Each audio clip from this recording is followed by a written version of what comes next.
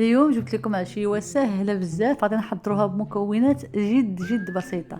اول حاجه غادي ناخذ 3 بيضات، حك واحد ديال دانون، كاس صغير ديال الزيت، غادي نخلطهم مزيان. من بعد غنزيد ليهم واحد 150 غرام ديال البطاطا مقطعاها طريفات صغارين، جوج ديال الخيزويات محكوكين، بصيله وحده مقطعه طريفات، 50 غرام ديال الجبن، شويه ديال الشبت وقزبر معدنوس. غادي نتبل بالملح، الابزار، تحميره وشويه ديال الحار.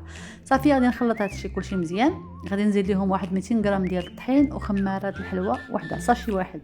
صافي غنديرهم في الطاوه اللي غندخل الفران، دهنتو شويه ديال الزيت ونزوقهم شويه ديال الزنجلان وحبوب الشيا، وندخلهم حتى كيتحمروا من الفوق ومن التحت على خاطرهم. وهذا هو الشكل النهائي ديال العشيوه ديالنا، كتجي رائعه لذيذه. جربوها، اذا عجبتكم ما تنسونيش من لايك.